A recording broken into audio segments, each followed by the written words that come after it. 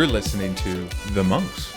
You're here with the Monks. I'm Heather. And I'm Josh. And thank you very much for being here. Today we're going to be chatting about a person that I feel like is more near and dear to your heart than even mine. I feel like you were a bit more of a fan of his. Mm-hmm. We watched a few documentaries. Mm-hmm. We watched the Mel Brooks documentary. The 99-year-old man. Yeah, the 2-part documentary on HBO. Yeah. We watched the Gene Wilder documentary on Netflix. We had seen the Gene Wilder one before the Mel Brooks one came out, and we were like, oh, that's a perfect appetizer to the Mel Brooks one. I mean, like they're very synonymous with working with each other, so it was like perfect. And they talked obviously in Gene Wilder's they talked about it, but you, whenever we first met, I had never seen Spaceballs. You had me watch Spaceballs. That was a big one in my house as a kid. Yeah. What's your favorite Mel Brooks movie? It probably is Spaceballs because it was a big one to me when I was a kid. I liked it a lot as a kid. I think that's a huge one in his catalog in general. Like, you know what I mean? I think all 80s kids were like, oh my God. Yeah. And all the people who liked Star Wars and any of the sci-fi that they do, because it's not, I mean, Star Wars is the big, but there's like alien stuff in it. I mean, there's a bunch of different references. One that both of us were kind of reminded of when you were watching it that was like a big one when we were kids was like Robin Hood Men in Tights. I loved it. And then I liked the Dracula one. I don't think a lot of people did, but I liked the Dracula one. I don't think I saw that one. Yeah, it was like the guy from Wings was in it. I was like, I really liked it. Actually, now that you say that, I do think I saw that. Yeah. I think I saw that. But what an incredible career this dude has had. Yeah. And sharp as a tack, man. So interesting to listen to. I love old Hollywood stories and think you do too. Oh, yeah. I love hearing about I like that group of guys, those group of friends that made movies together. Carl Reiner, Mel Brooks, Gene Wilder. Sid Caesar. Yeah. What was it, Barry Levinson? Was that one of their guys? Like, you know, a lot of people who are a huge deal. I mean, like, my God, the huge guy in TV. I mean, otherworldly as far as the stuff that he made, like All in the Family and all that. Norman Lear. Yeah. It was also in that crew. I go, that's an incredible crew. Yeah. They supported each other's ideas. Yeah. Mel Brooks, like his first real thing was the Sid Caesar show, right? On the Sid Caesar show, yeah. And he wasn't even hired by the show. Sid was paying him off the books. The producer of the show did not like him. Yeah. And Sid Caesar just saw talent in him and knew he could write well for him. And like Mel Brooks said, he was like, Sid was the best performer out of all of us by a mile because there was nothing I could write that he couldn't do. And that's very exciting. So one thing that you kind of get from the whole of this thing is Mel Brooks is very open about the fact that he needs adulation. Like he's like, I'm doing this for adulation, I'm doing this for money, and I'm doing this because I love it. You know what I mean? Like, but it's all in there.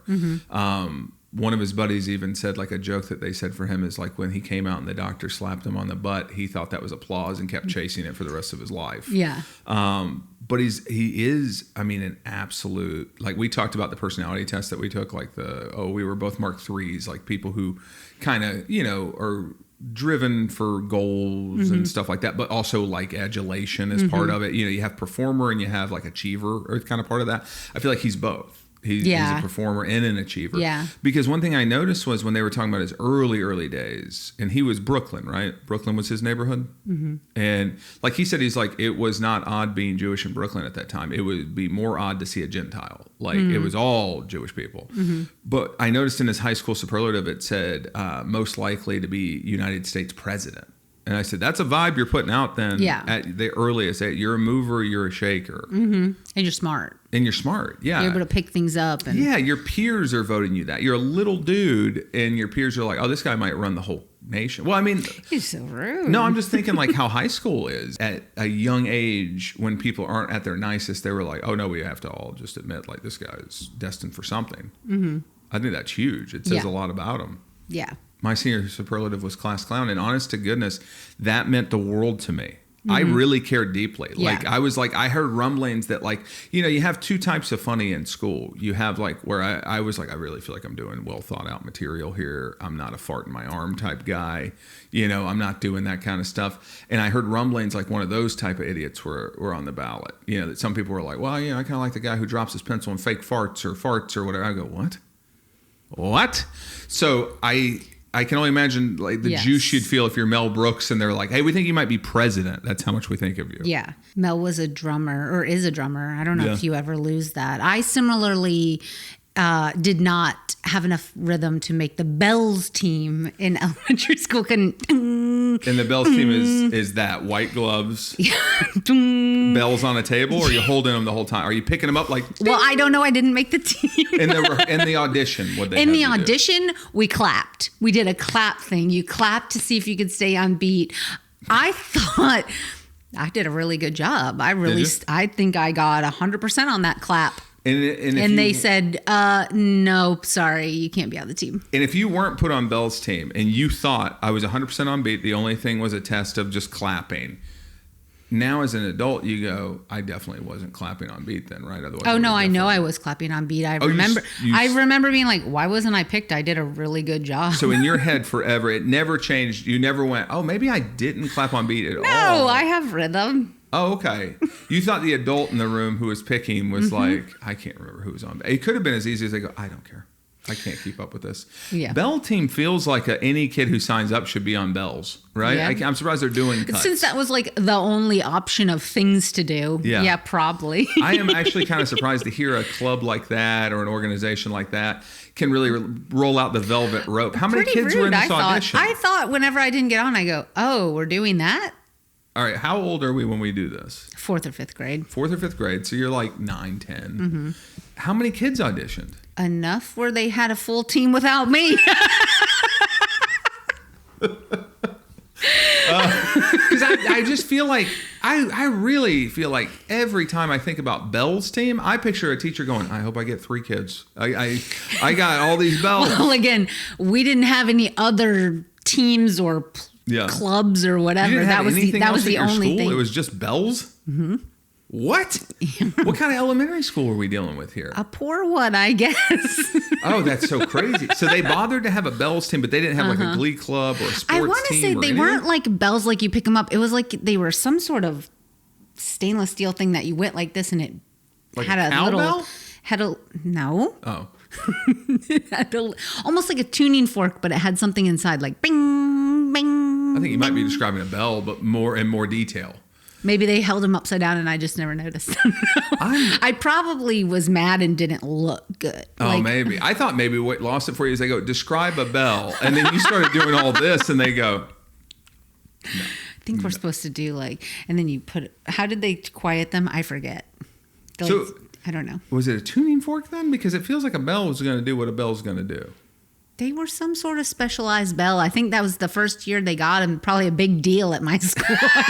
I feel like I'm now getting kind of the people who were doing the casting. They go, she doesn't even seem to understand the vehicle that we're talking about. Like half of it's tuning fork related, half of it's bell. Well, I haven't been taught yet. Oh no, we just need to know everything about it before I even get on the team. A lot of people did. A lot of people were able to go, that's a bell or it's a tuning fork. What is it? Say which it is. I think it may be.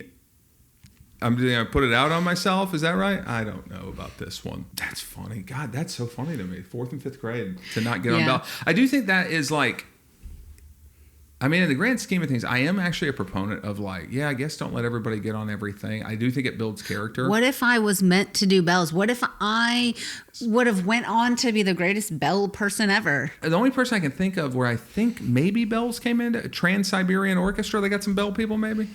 Oh, I was thinking probably that movie where they all sang a cappella. I go right away. If I'm in there, I go, wait a minute. What was that movie? I don't know.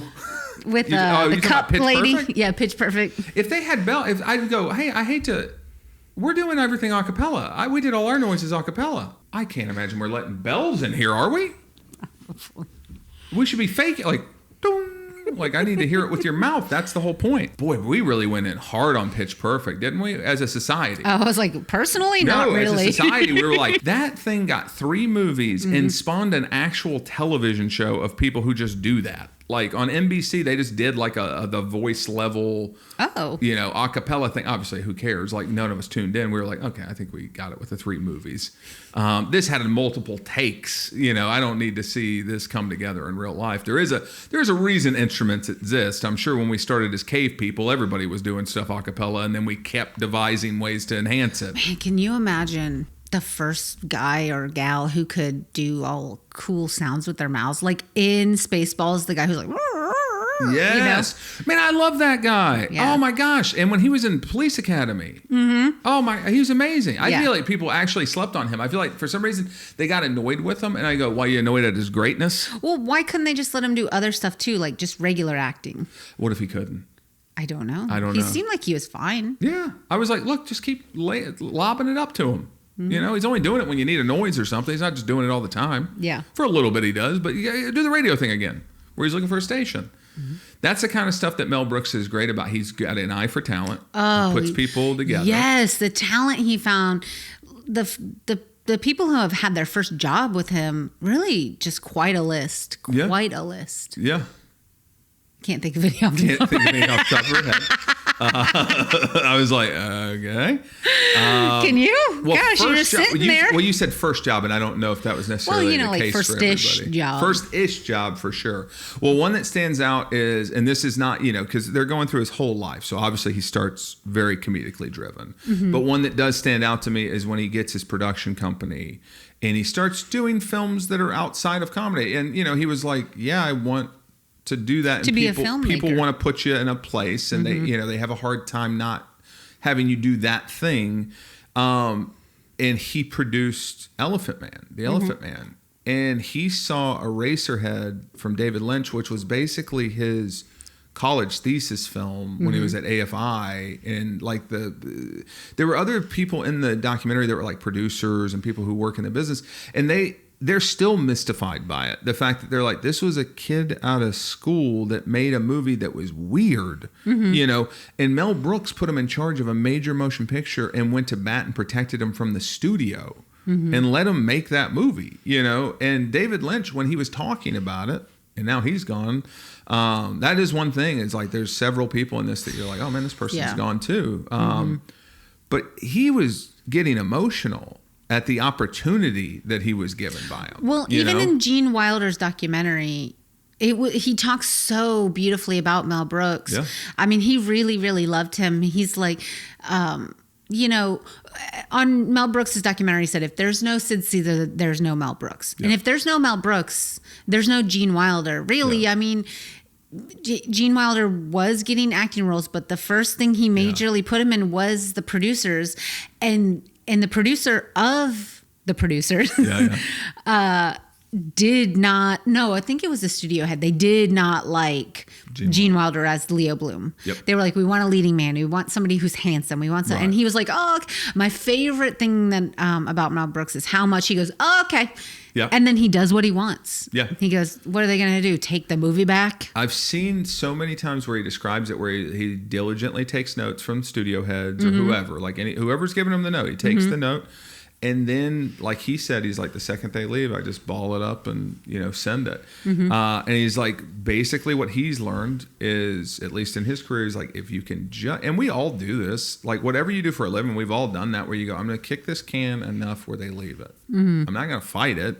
Then it's an argument. Then they remember to check in on it, because now it feels like insubordination. Right. Where if you go, oh my gosh, yeah, that's brilliant. That's great. That's great. And then eventually when they see a final cut, you're so far down the road that also shows like what he has, because he does seem to be like most creative types, which is like equal parts self-doubt, crippling anxiety, that you're a fraud. I mean, he says it multiple times. Imposter syndrome, hard. Yeah, big time, which is a sign of intelligence. Dumb people don't think they're imposters. Smart people do, because they have the wherewithal to roll it around in their head. It's kind of weird. It feels like intelligent people have all the bad stuff. Yeah.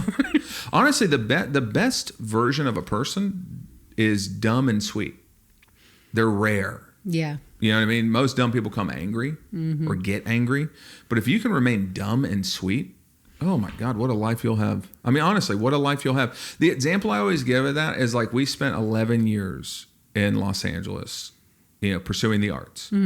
And I worked a job at the theme park part of Universal. So it was almost like I have dreams of being the court jester for the castle, and I'm watching the gate every day for a decade. And I'll never forget, they would tape like extra or something like that in front of it. So they have cameras out and they're doing it. And I see this guy just walk over, just some tourist. And he just, while they're on air, goes, "Hey, can I be on TV?" And they go, "No." And he goes, "Oh, okay." And he leaves. And I go, that was a sweet dumb guy. He didn't get mad. He didn't expect to get on TV. But I thought to myself, if this guy gets on TV and I'm year 7, I've been watching him set up every day. I've never once thought to myself that I'm too crippled with anxiety and self-doubt to walk over and go, "Can I be on TV?" He has that crippling doubt, but he also has that self-belief because he knows if I take these notes down, and I'm not going to do them, that when they see the finished product, they'll see what I've seen the whole time. They'll see the completed vision. They're seeing dailies. It's very hard to get the vision from dailies. It's also hard to get your vision across when you're trying to pitch it, or when you're like, I got to remember all these details to explain. Yeah. Well, they'll just see it and they'll like it. Exactly. And he knew, I mean, my God, when you see Gene Wilder's performance in that, you go, yeah, dude, like, of course, if you're seeing that every day, what he's putting into that, you go, I know this is going to work. Yeah. I know they'll see it. And it was just such a happenstance because Gene Wilder was in a play with Anne Bancroft, who was married to Mel Brooks. Yeah. He came to her play. He was like, this guy's fantastic. And he kept coming too. That's the other thing. He kept watching him. And he's like, no, he just keeps knocking it out of the park. And she said, and here's the thing about likability too, like being a good person to work with is like, yes, you can, obviously there is a history of people, mostly male actors, that are horrendous to work with, but so immensely talented that people deal with the Brandos and the Mickey Rourkes and the stuff. But I will say there is something so nice about a Gene Wilder, somebody who just pillar to post knocks it absolutely out of the park every time and seems to be a delight to have worked with. Yes. Because that's what she said. Not only that, but now she's talking his ear off like, yeah, he's really good and he's really fun to work with and nice. And, I'm all for that. That was one thing that Mel Brooks said several times throughout. He's like, what's your advice? 99 years old, accomplished everything you could ever hope to accomplish and what he set out to do. And his advice was so simple. It's like, be nice. Be kind. Yeah. Be kind to people. Try to bring some joy to this thing. That's like one of our mission statements with this is like, we're like, look, man, we are not self-important. We totally get, we just want 45 minutes for you to be able to rest your brain for a second, hear about whatever, just observations and humor, like, just thoughts, feelings, and jokes from two dum-dums, that are smart enough to have imposter syndrome. But, and have really good rhythm. Yes. Well, here's the thing, not imposter syndrome so much, because I definitely, if I didn't make that team, I would have thought, well, you know what? Probably as an adult, maybe I was completely off rhythm and they knew I wasn't, and you're and I like, go, there's a teaching and learning opportunity for you. When I think about trying to teach somebody rhythm too, I'm not the most rhythmic person, but I would have to imagine that the people who can really get there can just get there. And if you go, I can't get there, they go, oh, I don't really know how to teach that first part. That's, oh gosh, I thought you'd just have a little and then I'd teach you what to do with it. Yeah. Okay, but you're saying locked in. I had it. I had it the whole time. I don't even think I missed a cue. What the heck? So in the early days, obviously they're talking about childhood and all those kind of things. And his dad passed away in his 30s from tuberculosis. And I was like, gosh, yeah, this is tough. So it's Depression era. His mother, obviously now a single mom to him and his siblings. And what I thought was awesome was it's such a challenging time, such a challenging thing. And he described her as overwhelmingly optimistic. His memories of her were like getting him dressed under the covers when he was a little boy because it was so cold in the house. And her just singing and turning him on to Bing Crosby. Bing Crosby. I'm sorry, what was it? Bing. Ben Crosby? It's Bing. Bean Crosby. Bing. Like Chandler Bing. Bing Crosby. Bing Crosby. I actually knew it was Bing, but I guess I just didn't hit the G hard. It was I'm on beat. Like I know I'm on rhythm. I heard Bing. I did hear Bing. I know I meant to say Bing when he was talking about his mom in that tough circumstance, but her being optimistic. I go, that's a great thing and a hard thing to bake into your kids. Yeah. And it comes up a lot for somebody in his deal, because one thing I took away from this as a whole, because right now, like, we make a funny thing and things are very dark, not funny right now. You know what I mean? And I thought it made me feel okay to be pursuing that while also caring deeply about things that are happening, in your communities and stuff. You know what I mean? Because at 17, he goes to fight Nazis. Yeah. And this is still going to be the guy who ends up, I mean, honestly, if he's known for one thing, it is absolutely dog walking Nazis through his entire career, which I think fantastic. Yeah, I love it. And Conan O'Brien had a great line because sometimes they would pick him apart. Like he would get hard critiques, feeling that he was being insensitive to Jewish people and in a way like taking some of the sting out of what Nazis were.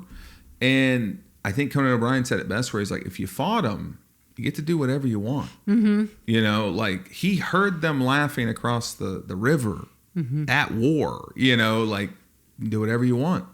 And I think too, when given time, it revealed itself to be like, no, this is his language, and this is how he takes them down. This is how he makes them never feel like they are mythical in any way, because he spent 30 years mocking them. I think that's beautiful, man. Like I that at my core, like I'm not a religious person. That's as close to like religion as I probably get. When a comedian makes comedy open somebody's mind to something that matters. I go, oof, okay, good stuff. I feel like that's kind of how I grew up. I feel like that's how I built my personality as I grew, was learning right and wrong. Not that my parents didn't teach me right and wrong, but like watching movies and TV and really seeing like, oh, that's why that's wrong, or that's why that's right. Absolutely. From stuff like that. So I absolutely appreciated the lessons I learned from all of his movies. Yeah. And I appreciate too stuff that like when it is something that's baked in like that. Because I don't think you're alone at all. I think that sounds weird to go like, oh, I got some morality from movies and TV and music. And I go, no, that's totally normal. Like the arts are there, you know, books, you know, everybody has their thing. For us, it was really movies and TV. It was like the primary, and then music. Some people though, like, you know, of course our parents, that's who continues to, I would assume those are the people who know what kind of is in the movie or the TV, and they go, I approve this message. You know what I mean? Like, I like that they're not just hearing it from me, because your parents are not cool. Yeah. You know what I mean? You know who is cool? Like comedians, rock stars, you know what I mean? Like you got to have some messengers beside yourself. Right. I was very disappointed when Blanche was homophobic in Golden Girls, but I was like, you have to have a character to be able to learn and grow in that moment. Otherwise, how do we teach and how do we show? Man, that's one of the best things a person can be, is somebody who can go, oh, I actually see your point, and I've changed my opinion on that. I guess that's why it's not hard for me to do that, because I really admired that when I saw characters do it. And you had to have a character do it. Because it didn't hit the same if it was in some outside character. Sometimes they teach you a lesson with some outside character. But I mean, it hits harder when, you know, somebody that is your core character's doing something. And then they, you know, that was a big one though. I mean, that's a big one. That's a character doing a thing, a character you love, doing a thing that is not lovable, that is bad. To a phenom, a young Don Cheadle, no less. Yeah. And Don Cheadle out here been good the whole time. I said, man, he absolutely grounds that scene into the dirt, you know, where you're like, oh yeah, she needs to learn this lesson. Like, I believe this man could teach her that lesson with this conversation. I feel a constant optimism in his work, because when you've had a career that spans that long, there's been a lot of really bad stuff during that time. And his tools that he goes to work with are comedy, music, filmmaking. In the documentary, they showed the clip from Comedians in Cars. Do want to absolutely talk about, he's a great director. Yes. He said, nobody ever talks about me as a director. I've directed so many things. And that was one thing they talked about with Young Frankenstein. Yes, it's obviously hilarious, but the thing that makes it really work is that he nails the look of that movie, like the cinematography, the blocking, everything takes it to where it feels real, so that everything up here can be as hilarious as it is. I mean, that was just a absolute home run of, you know, Gene Wilder and Mel Brooks writing it together, Gene Wilder acting in it, Mel Brooks directing. I love watching comedy behind the scenes. Oh, love it. That's one of my favorite things. But when Mel Brooks talks about having to buy 200 handkerchiefs to put in everybody's mouths so they stop ruining takes from laughing so hard. When Marty Feldman grabs that fox stole and he's like, and he bites it and the tail accidentally comes off. And I think that's the take they use. It is, yeah. They have to, luckily the two that are laughing aren't in the shot. Right. Oh my gosh. And she didn't catch that the tail had ripped off until after. So she didn't break keeps all going. the way. Yeah. Gene Wilder said in his documentary that what they would do is they would say, the dialogue would always stay the same, but the physicality, they were free to do what they wanted to in the scene. Yeah. So they would do each take, they would do a different physicality with it. That. And they also, Mel and Gene had a color code where he would tell him this color and he would go way, bigger or bring it down or, I forgot all about that. Yeah, I love that. Mm-hmm. Also, what an easy way to be able to direct. Like, that's the shorthand you get. That's why so many directors do like to have an actor or actress that's in a lot of their stuff. You see it all the time. De Niro, Scorsese, De Niro, DiCaprio, Coogler, and Michael B. Jordan, because it's hard to get that shorthand. It's not that you can't find talented, awesome people. Yeah. It's that you go, I can go over and give a look and this person knows what I mean. You just get that shorthand with them. So to hear like, oh, they just had a color code, I go, that's a pretty good way to get to direct somebody. And Mel said that he really didn't give too terribly much direction to Gene Wilder. I mean, he's just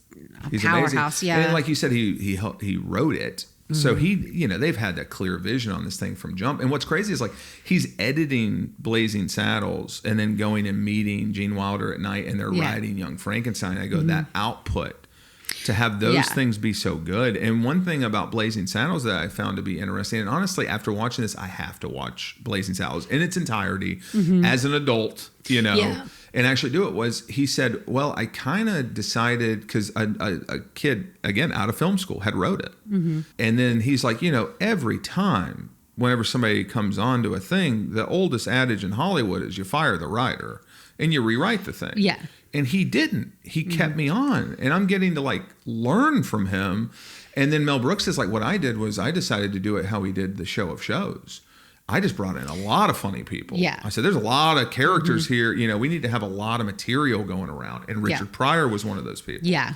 And you talk about having an eye for talent. Whew. Yeah. It's like Yahtzee. I mean, Richard Pryor is like the goat. I mean, I feel like everybody I deeply admire in comedy admire Richard Pryor. Yeah. And anybody who is, the older you get, the more you admire him. The vulnerability of a Richard Pryor is insane. Absolutely. That's personal stuff. Yeah. And I feel like that's what he brought to that movie. Yes. Was he brought like, if we're going to do the bit that it's a black sheriff, then we're going to do the bit. We're going to really show what this stuff is. Yeah. I really think it was a blessing and a curse. Like, I really would have liked to seen Richard Pryor in that role, but I think the actor is a fantastic actor who did. But the Waco kid was supposed to be played by somebody else who got ill when they were filming the first scene. They were drunk. Who said they were recovered. They were. And he called Gene Wilder and was like, "Can you do this? Can you do me a favor?" Like and he was like, and he's such a tremendous actor that he just came in and boom. He said, and it brought so much to that part when he's telling him about these people and why they are treating him this way. Like they're people of the earth, but he just is so Gene Wilder, you just feel it. And then he's able to say they're morons and crack him up. And the best part of that is they're morons is improvised. Yeah. Because Gene Wilder is you can see Gene Wilder's like empathy in his performances. I can tell he's somebody who very much has a high level of EQ. Like he's reading people. And I think he felt the pain of that actor in that moment. Because it's harsh what they're talking about. And you can't help but get that on you, even if it's it's an act. And he just broke it with that. And the actor breaks. Yeah. And the shot is good because it's a two shot, so you see that moment like the whole thing. It's very like close together and they kept it in. My favorite thing in the world, a real laugh that gets to stay in because you didn't break so bad that, you know what I mean? Because he thought he ruined the take. And he was like, couldn't be further from the case. Like one of the most beautiful shots you'll get. Yeah. Is somebody like really, especially at the tail end of that, to be like, boom, and I'm like, I don't know if if it was the first movie to break the fourth wall or the first movie to pull out where you're like, whoa, this is a studio set, not the actual Wild Wild West. Yeah. I don't know if it was the first, but I will say it seemed like at the time it did it the biggest. Yeah. That was a big deal to me and Pee Wee Herman. Yeah. The Pee Wee Herman's Big Adventure when he rode his bike through the studio. Yes. Oh, that was my favorite scene. I was like, so cool. Well, everything, and that's one thing with his stuff, right? He does spoof. So everything begets everything. Whenever they were showing the sheriff, coming down the road, and the bit is obviously like a black sheriff, I said, this is exactly what they shot for Django.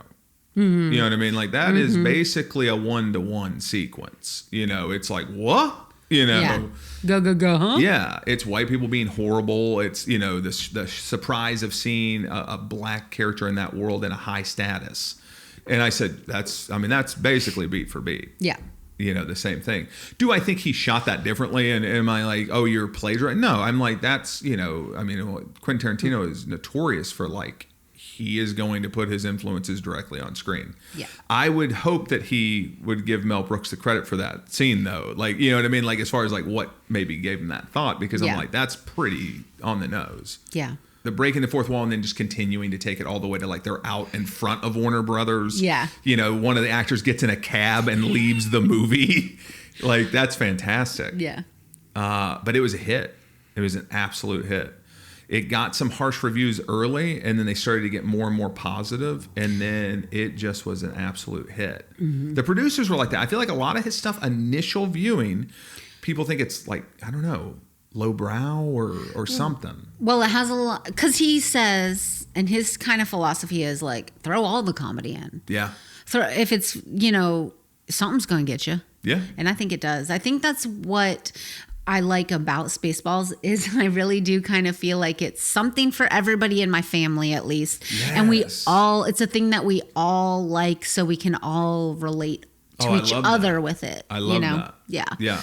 I can't remember exactly verbatim what he said, but basically how he sees himself is somebody who is incredibly good at noticing what's going on in the world, noticing things that are funny in society, and remembering to write them down, and then smoothing out the edges. Yeah. You know what I mean? Making connections. It sounds so simplistic, but it's very hard. And I think the freest thing is to do it. Yeah. I hate writing. Throughout my life, I've done different writing, but I've never enjoyed it. It feels too hard. I think that might be every writer. Oh, okay. Yeah. Because you are do not enjoy it at all. No, you're a very talented writer. You're a very good writer. And you are, I think it's like everything. We all have, like, I felt like you and I were a pretty good one too, of like, you're really good at story outline and making the story make sense. Sometimes I get ahead of myself or get too into a moment, and it's like, well, this all has to come together. And I felt like I was okay at writing dialogue. I think you're good at writing sometimes, dialogue. Yeah. Sometimes I think I'm like, you probably need to be better at variants of dialogue. Everybody can't sound like your patter and stuff like that was always a thing I worked with. But I do think like it's the simplest thing and the most challenging thing. Like you're just writing down what's happening in the world. But you and I are very observant. I mean, that's why this thing even works, is because we're like, oh, we'll make a meal out of anything. Like, I don't know if everybody feels this way, but I think once you prompt it, they go, oh yeah. Why do so many people have their dogs off late, or whatever it is? But one thing that, just going back to whenever he went to fight Nazis, just because I think it's valid. And I think it also goes to his POV a little bit. And if nothing else, it super struck me. So he went to like, almost like a military academy. And he said, I was the only Jewish person there. And I believe it was in the South, if I'm not mistaken. Yes. And they said, oh, was that tough? Did they give you? And he goes, yeah, they called me Jew bastard. And I just wrote down, I think it's wild to be preparing to go fight people for killing Jewish people in mass, but we're still calling you. I thought that too. Yes. And I said, like, that is going to influence your work. It just is. Like, it's like, we're all going to put our life on the line here, man. Also, I go, what is so wild? You talk about the onion of a person. I go, these guys are preparing to go fight guys for hurting Jewish people. Hurting Jewish people, and also hoping to rely on you to save their life if need be. Yeah. Okay. I will say probably the quickest way to probably get some people on the same page, though, I bet you talk to some people post combat deployment. I think all of a sudden you do find a lot of people who are like, yeah, I don't really care. I don't really care too much. I wish it didn't take war to do that for people. But, you know, I think if anything, like we've chatted about before, I think sometimes it's just getting people out of their little communities where here's the thing, Mel Brooks can understand that. He goes, yeah, I came from a place where everybody was Jewish. I got scared when I went to Manhattan and realized there was a lot of Gentiles. Like, you know, it's like, oh, this is different. You know, so even he is like, oh yeah, it takes a second. I think what it is like he's a nice person. He has a good default setting. So Anne Bancroft was a Catholic Italian, and I love when he said somebody in an interview asked like, oh, did she convert? And he goes, she doesn't have to convert. She's a star. She'll get in. She'll get in. She's fine. She's gonna be fine. She's gonna be fine. Yeah. Oh, their love. I loved their love. Yeah. I loved their love. Yeah, they really admired each other, and like you could tell they like. Every time she was interviewed, you could just tell how much she admired him. Yeah. How much she thought, man, this man is talented. I'm with somebody special. Yeah. And same for him as well. I mean, he really did as well. For him as well. Like, and I think they had a scene where he's watching an old scene of them together. Yeah. And it's just like, yeah. It'll choke you up, man. Oh, it will. I cried in all the documentaries I watched recently, all the old Hollywood docs. A thing I noticed about him was he had a first wife where he had 3 children with his first wife, and she was a dancer. And she danced, I think, on the Show of Shows. I think that's how they met. Yeah. And then, like he said, they had 3 children, and I think in the documentary, they're like, oh, did she want a large family? He goes, no, I just, we just kind of kept having kids. I kept getting her pregnant. And in turn, what I realize now is like I cost her career. She can't be a dancer if she's perpetually pregnant and raising kids and stuff. And I do think that is one reason that he was so open about how much he admired Anne Bancroft. I think he did learn that lesson, and I think he felt bad about maybe that aspect of his first marriage. Like, because he was very open. I give him, he was like, yeah, I was very tough. I didn't think bad of her for divorcing me. I was very tough to be around because the jobs had dried up, and he's riddled with anxiety, and the money's running out. And he's like, I was not my best self. I was very hard to be around. But I think because he felt like he had taken a creative endeavor from his first wife in a way, that he wanted to make sure to really, heap his praise about her. Also, she was undeniable and probably not going to give up that career anyway. But I think I think she was like way more famous than she was. So. She was, yeah. She was in The Graduate. She's a big deal. She's Mrs. Robinson. She's on Broadway, first off. You know what I mean? Like, she's not playing around in anything she's doing. And I love that he wrote a role that he was like, I always tried to think of what can I write that showcased her tap dancing. And I'm like, oh, I love that. I love that. And that she did the wild eye thing in one. And they were like, did you even know about it? He goes, I did, not right away. But I knew, and I said, I'm going to get you to do that on film. And then she matches Marty Feldman's crazy eyes. And I said, this is really actually great. Like, this is genuinely cool. I love a great fight for my joke to get into something story. Yes. Those are one of my top favorite Hollywood stories when people talk about like how they really fought for something that they felt was important in the movie. And to like unpack that, like, because I have never been on a real movie. I've never been in a TV show, but I've put up stuff at like UCB, and I've been in rooms where there were more than just myself writing on a joke or an idea. And I will say, like, when they say fight for a joke, it can literally turn into a fight. Yes. Like, people don't play jokes. There's a vulnerability to like, I think this is funny. And sometimes you throw it out, and I feel like the ones that you'll let die are the ones that you're not sure about. You're throwing it out to see what is that something, you know, that type of thing. Or even do we want to pick it up and we'll all play with it a little bit, and then it comes back and it's a thing. But when you think this is a thing, this is good. Not only is this good, I think it might be great. Yeah. And somebody poo-poos it or is like, nah, is dismissive of it, you will go nuclear. And at that level, I can only imagine. Right. The two that come to mind for me are when he was working with Sid Caesar. He pitched a joke to Sid Caesar, and he didn't like it. And they got into a fight about it. They were fighting. And Mel Brooks punched him in the face. I mean, and Sid Caesar's strong. He's a big man. He's a He's like, you know. He's a big, genuine 1950s man. Yeah.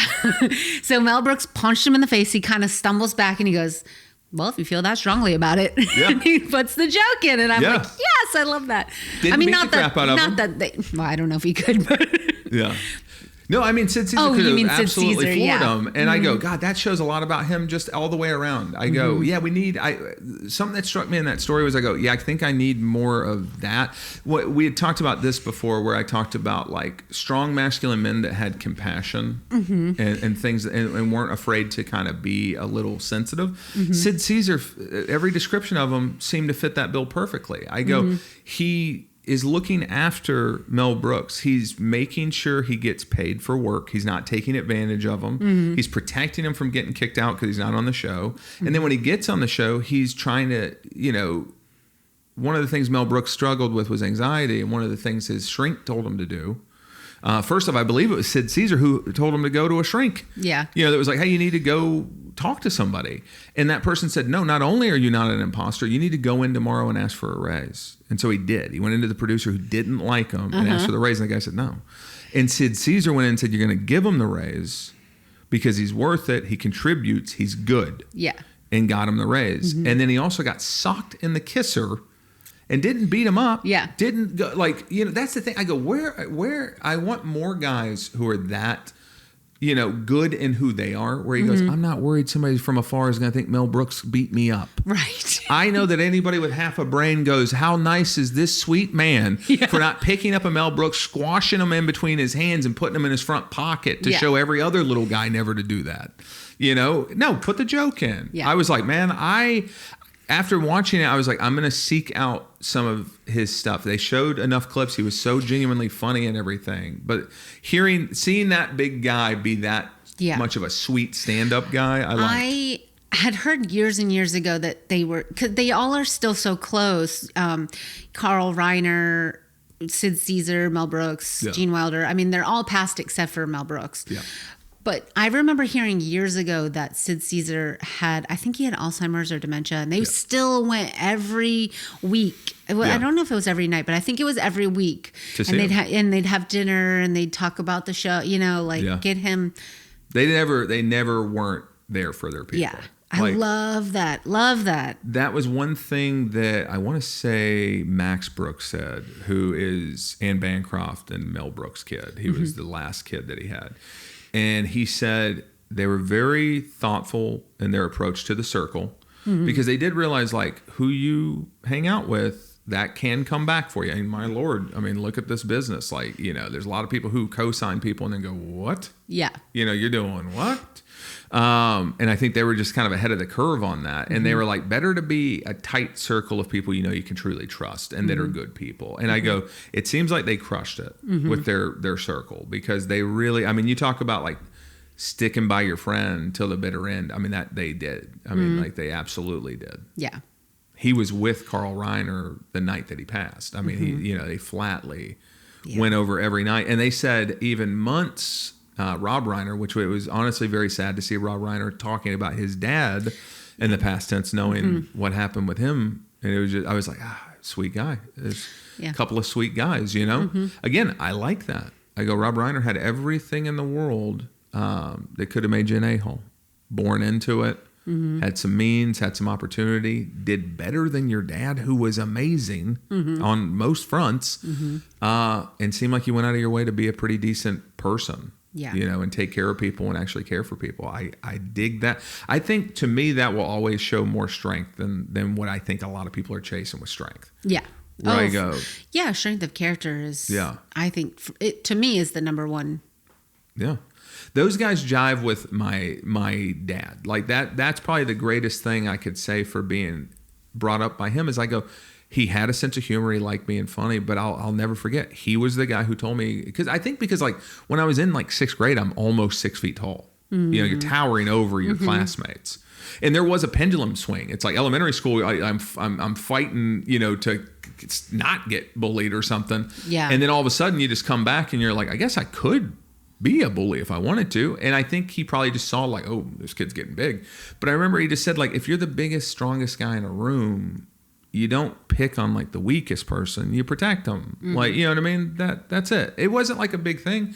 It was just, that was kind of the thing. It's like, yeah, you don't, what kind of loser is going to go, pop a Mel Brooks? He's excited about a joke. You can take that little punch. Yeah. Like, and I just really dig, I don't know, their circle. I really was like, man, yeah solid. So this wasn't focused on Carl Reiner. I think he does definitely deserve his own documentary. I think that Sid Caesar does as well. I would be happy to watch all of those. Yeah. But Carl Reiner was such a giving and caring person that even as a straight man, he would give his jokes to Mel Brooks when they did the 2,000-Year-Old Man. He would always make sure to set him up for the joke instead of taking any, Even the 2,000-Year-Old Man, if you think about where Mel Brooks was in his career, you talk about Carl Reiner giving. Yes. He was hurting for an opportunity. Yes. And knowing his deal, he must have just been beside himself. He wants to be a provider. He cares deeply for the adulation. He has to have a creative outlet. Mm-hmm. All these things are true, and Carl Reiner knows it. And the 2,000-Year-Old Man just starts as bits amongst friends. And Carl Reiner was like, I just thought it was so funny, so enjoyable, that I would sometimes tape them. I didn't always tape them. We'd always do them. But then he taped them. And then eventually they were like, oh, I guess we could put out an album. Yeah. Like we could do this for real. And you're right. Carl Reiner, I mean, I can't even explain. Again, like coming from the side of someone who's done a lot of comedy with a lot of comedians, man, it is, I've been a straight man a number of times and I've never been that giving of a straight man. He would just put it off the glass and let Mel Brooks dunk every single time. And that's a confidence that, man, I don't think I've ever had. Like where it's like, he just didn't need that individual glory. Yeah. But when you watch it for the parts that make up a good comedy bit, I go, that thing can't work without him. It's absolutely, he is the engine that is making that thing run. I mean, Mel Brooks is the absolute, like the nitrous that's making everybody bust. But this guy, if he doesn't get it, I mean, he would just set things up so smooth and so easy. Like he really is just interviewing this 2,000-year-old man. Yeah. And you think he's going to take the joke. And he goes, no, we'll get two more little, and then let Mel slam you with it. And it just worked like gangbusters. I liked hearing them talk about when he would edit stuff, he would kind of go like, he would re-edit it, edit it until it was, even when it was filmed, he would re-edit it to be like, I know there's a big laugh here. Like I want him doubled over. I want him doubled over. Like I'm going to figure it out. And he did. He always would. I love that too. That's also such a cool thing about filmmaking. And we've only ever made stuff independently, but you do realize like everything matters. That's the dream of anybody who wants to make one for real is sure money, walking a red carpet, all that kind of stuff pops in your head when you're a kid. When you really have done it, but you haven't got a chance to really do it, the things that tantalize you are like costume department that knows what they're doing. A score by a true professional end to end. And we've had some awesome friends do stuff for us that I go, man, we're lucky with what we got. We've had friends score stuff for us that I go, I wish I could pay you money and let you just score this thing. Oh, yeah. Incredible work. That kind of amazing stuff. But like just everything and getting to be the maestro of that would be insane. Yeah. And he does it so well. And the reason I was like, oh, we're at least going to give him his flowers as a director, because I go, he made a silent movie in the height of his popularity. Yeah. That's a huge And a lot swing. of black and white stuff. Yeah. Which when on Young Frankenstein, when he was pitching it at the very end, he goes, and it's going to be in black and white, and leaves. Yes. But if you remember, the first place that was going to let him make it didn't, because it was going to be in black and white. That was a goof on their part, because it came out as number one. Oh, yeah. That's the second joke fight story. This one I like even better. Yeah. Because I love the scene. And it's a massive sequence when you think about it. It's a massive scene. So Gene Wilder pitched Putting on the Ritz that he sings with Frankenstein. Yeah. And Mel Brooks is like, no, you're gonna perform Putting on the Ritz with a Frankenstein, with a monster. Yeah, monster. Yeah. Sorry, he's Frankenstein. Yeah, we all do that. Frankenstein. Frankenstein. And he's like, no way, no way. And he was like, Gene Wilder fought for it, and then finally he's like, okay. And he's like, okay. And Mel Brooks said, I wanted to see if you'd really fight for it. And if I didn't really know either way if it was good or not, but when you fought for it, I knew it must be really good. And let me tell you, it's probably one of the best scenes in any. I mean, it's like up there on top. It's iconic. Everybody knows this. It's iconic. Yeah. And when when the guy who plays the monster, when who's the dad from Everybody Loves Raymond? Yeah. I should know his name. I apologize. I know. Peter something, I believe. When he's doing his part, it works because Gene Wilder is an incredible actor. Yes. Like, he's really putting on the Ritz. He really is. And he is. It's like he knew, again, having confidence in your own abilities is why he knew the bit would work. Because he grounds it so heavily that when it gets to the monster part, and he just goes, oh, just. But the way he stomps his foot to get it out is just like a body that was put together in pieces, and you're trying to. It's so freaking good. It's so funny. Yeah. It will make you fall out of your chair. Yeah. The whole sequence will make every single time he does it. When it gets to his part, every time you laugh hard. The fact that it's black and white, when I was looking at that footage, sometimes when you're watching this stuff, we're so digital now for the most part, that when I was watching, I said, Gene Wilder looks like $1 million in that shot. Yeah. Like, you know what I mean? Just on film, black and white, lit perfect. I mean, he looks perfect in that shot. It's crazy how good it all looks. And I was like, yeah, this dude, I mean, a tremendous director. Tremendous producer. I mean, I think what it is honestly he's so multifaceted, multi-talented that it's hard. You just kind of go like an impresario, like just a Hollywood legend. It doesn't even matter what you're ringing his bell for, but it matters to him. That goes to a runner through his whole life. It mattered to him. I don't get as much about the directing. Yeah, that scene in Young Frankenstein where he's like, "It's alive."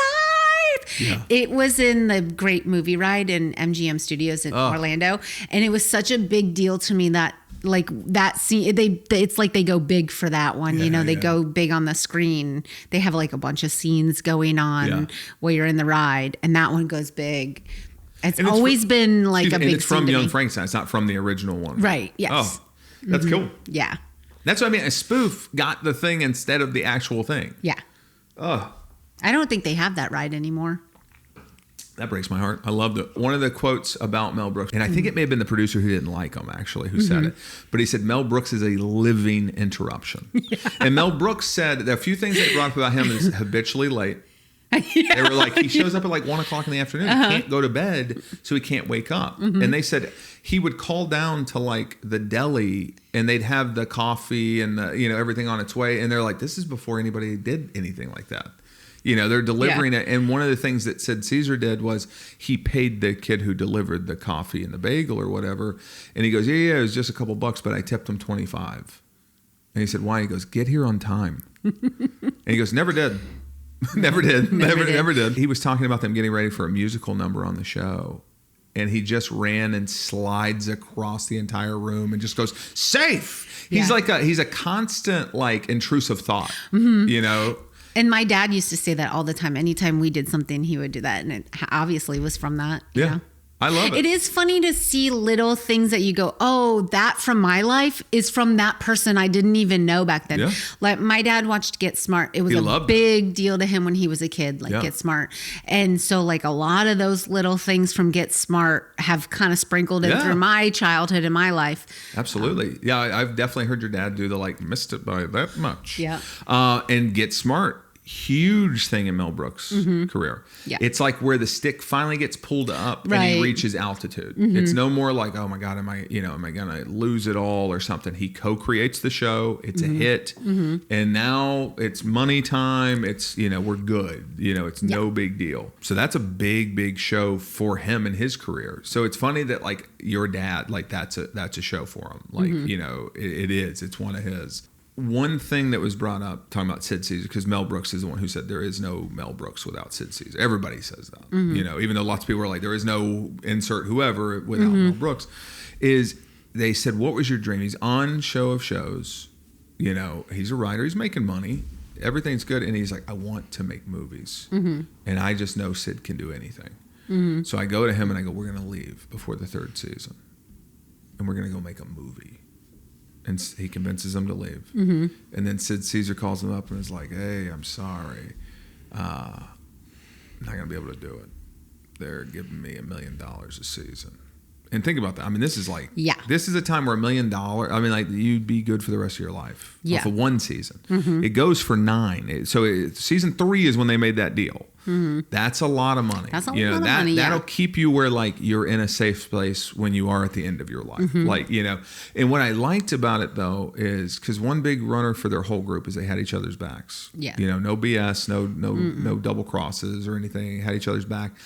He didn't take offense to it. It wasn't like illogical. You know, some people get steam like $1 million back then wasn't $10 million a season now or something. You know, it's like, no, dude, like that's life-changing money for him and his. And the other thing is, like, just knowing Sid Caesar, it wasn't said, but I go, there's no way that didn't trickle down to anybody in their group that may have needed, because that was the thing I kind of took for their whole group, because there were a few other guys that were like kind of the writers at the time, but they're big deal now. Like Levinson's a huge deal now. But I go, you just know those kind of guys who made it before him would have been there if, like, you hit a little rough patch. You need $50,000 to stay afloat, so you don't have to go change your whole trajectory of your life. Like, keep your bills paid. You know, you'll get it back. You'll get it back to me, or you pay it to the next guy. You know what I mean? Like, that just had that kind of demeanor amongst their whole group. And I go, man, that's stand up, dude. That is absolutely, I think, just a great vibe, and that's who you want making your comedy. You know, I'll tell you somebody who does seem to fall into this group, I would say, and he was featured in the documentary, a modern version of these guys. I have to say Sandler. I was thinking Adam Sandler. I was thinking Judd Apatow, who made the documentary.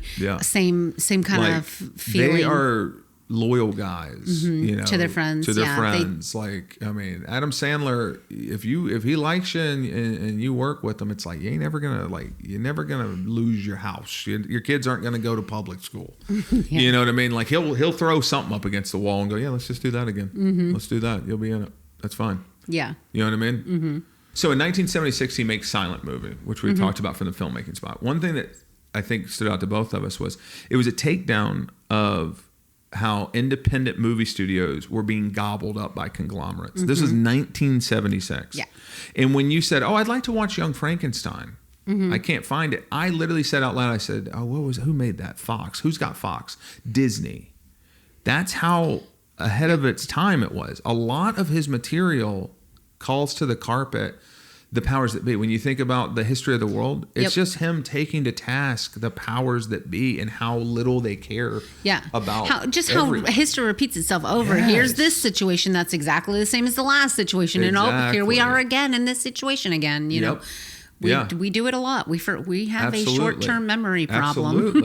It's like, it may not be the Inquisition, but there's a lot of that stuff tonally happening now, you know, where it's like, if you're not with us, then we're against you. And I go, that doesn't lead to good things for anybody. You know what I mean? Don't be insecure in your faith, dude. And if you're a company, chill out, man. I think it's wild that without fail, a company will just be like, we got to grow. And I go, nothing can grow year over year and have things be correct. If you think about it, they go, there's challenges everywhere. We have to grow. And it's like, okay. So I just thought it was amazing that he was talking about those things in 1976. And here we are, 2026. And literally it's down to the last, I mean, it's all that now. You know what I mean? There's not an independent movie house. He's incredibly intelligent. This is just a note I wrote the following morning. This is after we watched the first one. Because we watched them 2 nights. And the following morning, this is just the thing that struck me when I was like listening to music, having coffee in the morning. I just put, I think Mel Brooks is a shining example of why we need comedy even more when times are bad. He said there was nothing he couldn't comment on with comedy. Be kind, bring joy, be thoughtful. Like, and I thought, yeah, man, he is the epitome of what I've always thought. Like, my shorthand for what is the most amazing thing about comedy has always been laughing at a funeral. That's always the way I explain it. Because the weirdest thing to me, and I've only met a handful of people who genuinely go, I don't really like comedy. I don't, you know what I mean? I can't understand. I think a lot of people don't like comedy, or I don't think that a lot of people, maybe the ones that say that at least, don't let themselves be vulnerable in a moment of watching something with other people. Like, they don't want to laugh. They think laughter. I think some people, I definitely had some guys that I grew up with, that I think they thought like laughter or silliness was like weakness. And I always thought, no, I think having to act like it's always about to go down feels weaker to me. To me, somebody laughing their head off feels like a guy who's not overly scared right now. You know what I mean? Like people aren't usually cracking up if they're absolutely, you know, in fight or flight mode. Yeah. So I always thought, no, man, with my family, I was like, this is how we cope. This is how you cope. We may not get everything, but we're going to make light of the fact we don't get it all. Yeah.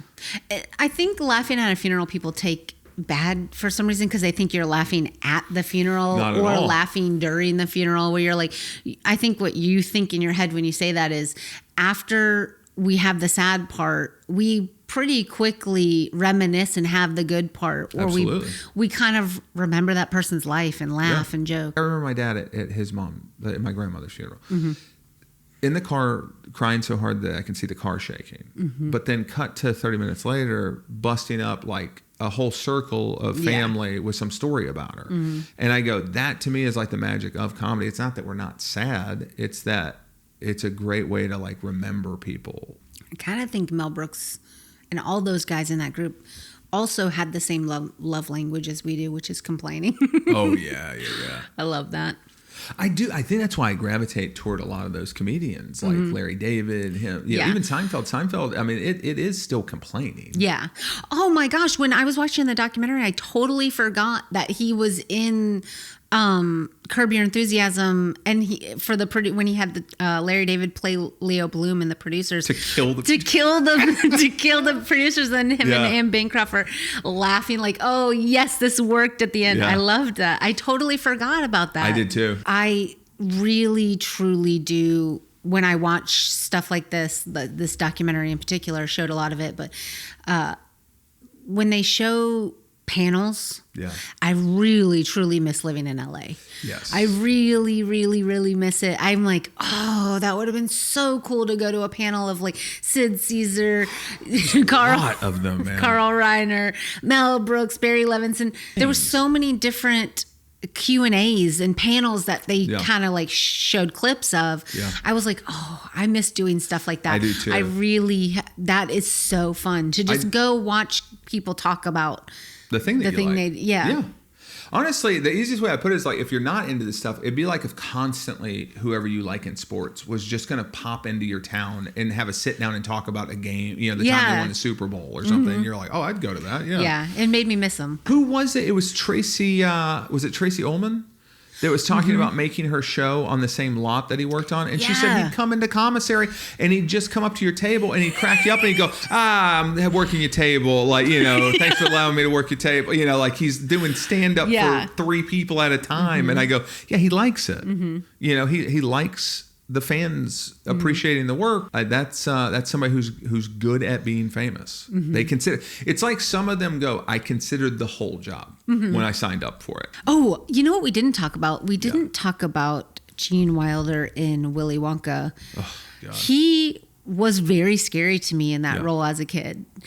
I really was like, I don't trust what, like, you know, this person. So immediately he improvised that fake fall into a somersault, which sets the tone so hard for that character. If you think about a great choice, knowing the audience too, it's a mixture of adults and children. And you as a child read that as like, I can't trust this guy. I don't know what's what with him. Yeah, he seems snappy, like he'll be mad at you for. I do think that Gene Wilder had in all his performances an unpredictability. Yeah. I love it. Yeah. I absolutely love it. His work with Richard Pryor. Yes. Is incredible. What a great duo. Incredible. Wow. And one thing, I guess, briefly, like if you've seen any of their movies, it's undeniable, their chemistry on screen. I mean, they're just so good together.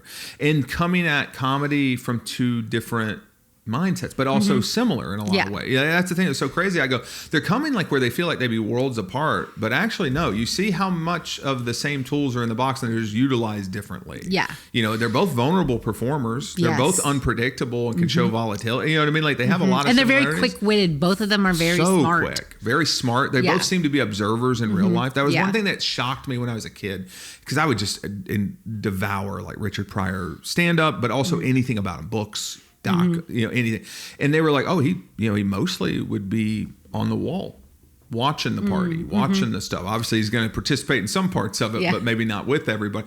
But he was an observant guy. He didn't need to be holding court all the time, and that felt different to me. I was like, oh man, I badly need to be holding court. I'm probably more Mel Brooks in that way. Yeah, I'm more like that. Yeah, and that's good because it's like two sets of eyes are better than one. You're going to see it because I'm too busy doing something in that moment, and then other times I'll see it because I wasn't feeling it at that moment. When they talked about him and Richard Pryor, was that like it would be like cut end of the day. I mean, they are in perfect harmony. They just absolutely love working together, and they just go their complete. Yeah, they weren't off screen. They weren't friends. Like not that they weren't. They were friends. Yeah, but they weren't gonna like hang out. It just wasn't their relationship. Like Richard Pryor's daughter said, it was when he was dealing with MS, and she said the way that Gene Wilder took care of him in that movie, I'll never forget. Yeah, like he protected not only him the person, but like his legacy on that movie. Heather, do you have any final like thoughts, feelings, or jokes? Yes. Okay. One final thought. My favorite Mel Brooks line is from Spaceballs. Yes. Even in the future, nothing works. Yeah. Because it's just, and when I was a kid, I thought, well, that must be true. He probably is an adult and he thinks that. It's so true. It's true. And then now as an adult, I also think that. And so. It is so true. It has stayed my favorite movie line of all time. Yeah. Throughout my life. I think my final thought, feeling, and joke is that comedy at large, that's why we always ask any final thoughts, feelings, or jokes, because that's all life is. Yeah. Thoughts, feelings, and jokes. I love you. I love you. We didn't hit record. We didn't hit record.